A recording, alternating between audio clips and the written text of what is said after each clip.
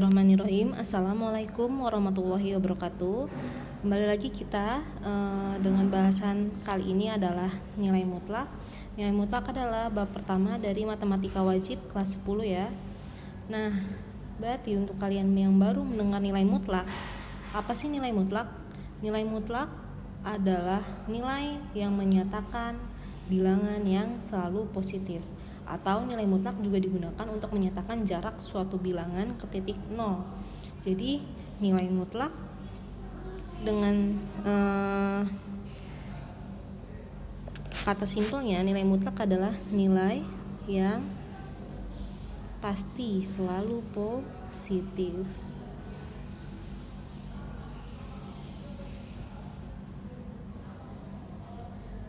Selalu positif ya. Banyak banget contoh-contoh dalam kehidupan kita yang menyatakan nilai yang pasti nilainya itu positif. Contohnya nih, jarak suatu kota A ke kota B itu kan jarak pasti nilainya positif. Selain jarak masih banyak hal, bisa juga kayak berat badan juga pasti positif. Tinggi badan juga pasti positif. Nggak mungkin ada orang yang tingginya misalkan negatif 1,5 meter, nggak mungkin kan. Nah, jadi nilai mutlak itu nilai yang pasti selalu positif ya. Dari sini semoga bisa dipahami. Nah, terus terkadang yang sering dibuat salah pemahaman adalah jika orang disuruh mencari selisih dari suhu sebuah ruangan atau selisih dari jarak dua buah kota.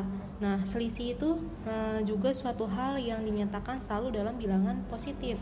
Contoh, misalkan suhu di kota Paris. Misalkan suhu di kota Paris minus 10 derajat Celcius. Sedangkan suhu di kota Bandung misalkan 25 derajat Celcius. Nah, kalau yang ditanya adalah selisih suhu dari dua kota tersebut, maka kita bisa menghitungnya dengan cara perhatikan selisih minus 10 dikurang dengan 25, seperti itu kan. Berarti minus 10 kurang 25, kalian punya utang 10, diutangin lagi 25, berarti minus 35 derajat Celcius. Nah, terkadang yang sering dilupain orang, berarti selisihnya minus 35, kayak gitu. Sedangkan selisih itu adalah suatu hal yang dinyatakan selalu positif. Selisih itu kalau misalkan dinyatakan pasti harus positif. Jadi, atau kalian bisa juga menulisnya dengan 25 dikurang dengan minus 10, karena yang namanya selisih kan pasti dikurang. Kalau gini kan minus ketemu, minus jadi positif. 25 tambah 10, 35 derajat Celcius. Cara penghitungannya bisa dua, bisa yang atas dan bisa yang bawah. Tapi saat dinyatakan, kita boleh pakai jadi ya. Jadi selisih suhu kedua kota tersebut adalah 35 derajat Celcius, kayak gitu. Jadi kalau misalkan udah menggunakan kesimpulan, tetap kita pakainya selisih dua kota itu pasti menyatakannya dengan bilangan positif. Nah, kalau kita lihat di sini, kita bisa ambil kesimpulan. Cara perhitungannya bisa mungkin aja dia negatif 35 atau 35, tapi tetap kita harus menyatakan dia sebagai suatu bilangan yang positif, yaitu 35 derajat Celcius. Maka kita bisa simpulkan di sini nilai mutlak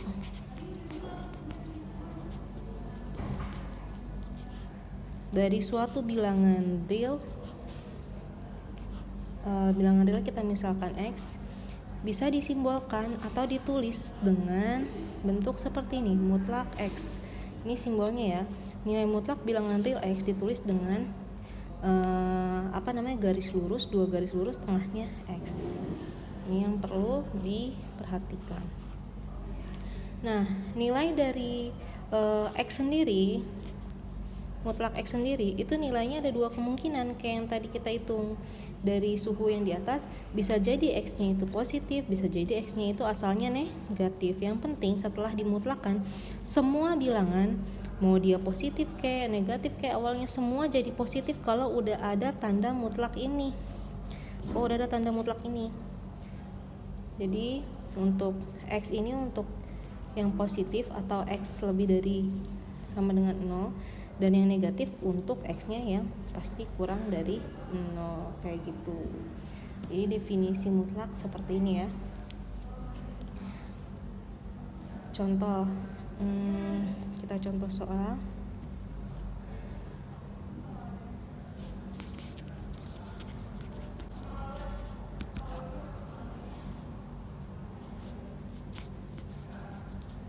Tentukan nilai setiap bilangan berikut. Misal yang pertama saya punya mutlak 4, terus mutlak 0, terus yang C mutlak negatif 5. Nah, tentukan nilai setiap bilangan berikut. Ingat, tadi kalau tanda garis lurus 2 di kiri dan kanan menggantikan tanda kurung, itu artinya membuat semua bilangan yang ada di dalam tanda mutlak tersebut menjadi positif. Nah, kalau yang A, 4-nya udah positif, berarti nilai dari mutlak 4 tetap 4 positif. Nilai 0 adalah nilai yang netral. Di sini nilainya tetap 0. Nah, sedangkan mutlak dari nilai negatif 5, maka menjadikan hasilnya menjadi positif 5. Kenapa? Ingat, setiap nilai mutlak itu selalu adalah bilangan yang positif, nilai yang pasti selalu positif kayak gitu. Nah, simbol dari nilai mutlak tadi menggunakan tanda garis lurus.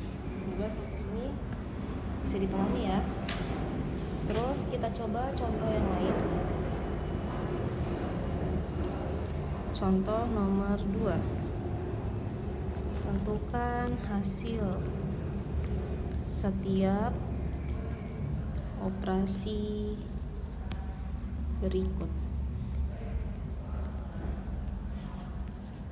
Misalkan mutlak negatif 3 ditambah 2. Atau kalau kalian punya buku ESPS Erlangga ada di halaman 4 ya. Mutlak min 3 ditambah mutlak 2, terus mutlak min 3 dikurang 2, terus mutlak min 3 dikurang 2, mutlak 2. Nah, kita perhatiin di sini tanda mutlak itu gunanya sama, mirip-mirip kayak dengan kurung. Jadi kita kerjain yang ada di dalam mutlak terlebih dahulu setiap mulai soal. Nah, berhubung min 3 tambah 2 semuanya di dalam mutlak, maka kita kerjain min 3 tambah 2 nya. Min 3 tambah 2 berarti artinya utang 3 dibayar 2, maka masih punya utang 1. Mutlak dari min 1, maka setiap angka yang ada di dalam mutlak menjadi nilai positif. Sekarang mutlak min 3 ditambah mutlak 2, kita keluarin semuanya dari mutlak. Mutlak min 3 otomatis berubah jadi positif 3, karena semua yang tanda mutlak berubah jadi positif. Plus mutlak positif 2 ya tetap positif 2, berarti jawabannya 5. Sedangkan yang ini mutlak min 3 kurang 2, min 3 kurang 2 berarti min 5. Mutlak dari min 5 otomatis jadi positif 5. Sedangkan yang ini mutlak min 3, tanda mutlak mengubah nilai menjadi positif 3. Sedangkan mutlak 2 ya tetap 2, 3 kurang 2 sama dengan 1. Sampai sini semoga dipahami ya. Coba kita pakai lagi misalkan yang E.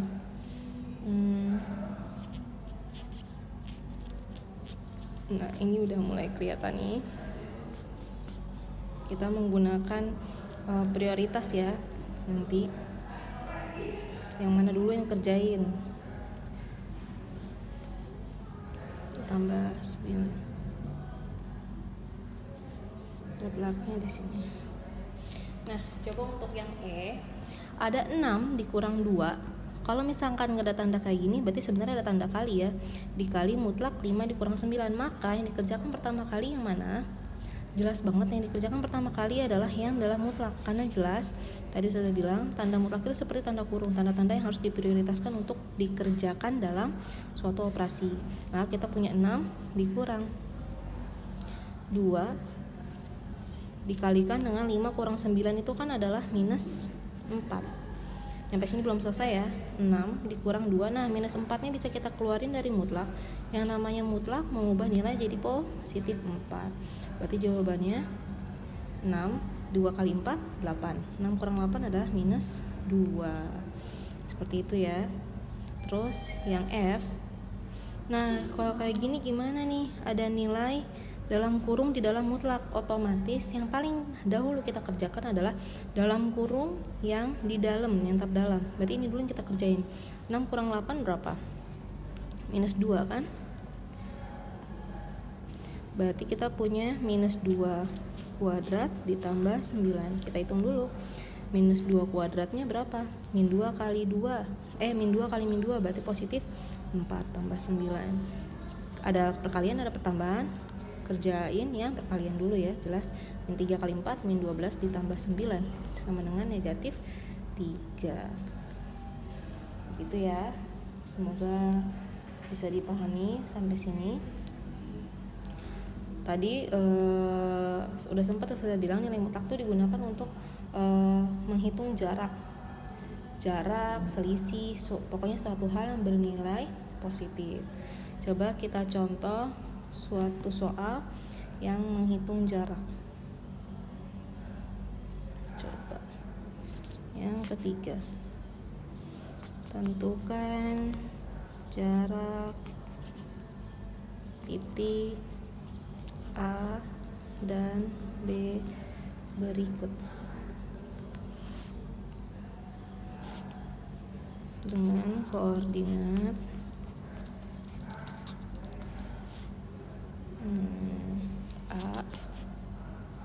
A-nya min 2 dan B-nya min 5, yang B A-nya min 2 dan B-nya 7. Nah, untuk mengerjakan yang pertama, maka kita mencari jaraknya. Kita simbolkan si jaraknya itu dengan D ya. Jarak dari A ke B berarti kan artinya selisih, ya enggak? Kita pakai aja. Kalau karena jarak pasti kan nilainya positif, maka harus tambahin tanda mutlak. Langsung aja selisih, min 2 dikurang min 5 berarti berapa? Ini min ketemu min positif, min 2 ditambah 5 berarti sama dengan 3. Nilai positif 3 sama dengan 3. Selesai ya.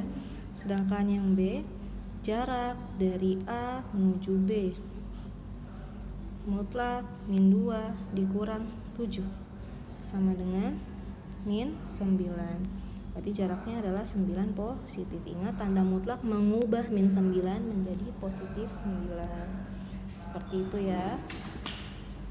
Baik itu jarak, baik itu tadi kayak selisih, semuanya dikerjakan jika kalau ada tanda mutlak mengubah nilai tersebut menjadi bilangan positif.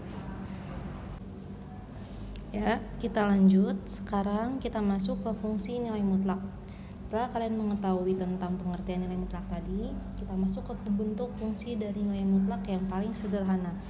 Yang paling sederhana dulu ya. Fungsi itu selalu disimbolkan dengan F dalam kurung X. Nilai mutlak disimbolkan dengan tanda garis lurus, kurung garis lurus seperti ini ya. Nah, ini bentuk fungsi nilai mutlak yang paling sederhana. Kita bisa mengetahui bahwa fungsi fx sama dengan mutlak x, dia dengan x-nya merupakan anggota bilangan real ya. Seperti itu. Dan fx, ingat, fx itu sama dengan nilai y. Nilai fx itu sama dengan nilai y. Nah, karena di sini adalah nilai mutlak yang selalu positif, maka kita tahu nilai y di sini pasti selalu lebih besar dari sama dengan 0. Nah, ini adalah bentuk sederhana dari fungsi nilai mutlak. Nah, di fungsi nilai mutlak ini kita akan pelajari tentang grafiknya. Grafik dari fungsi nilai mutlak. Misal, kita langsung contoh aja. Contoh,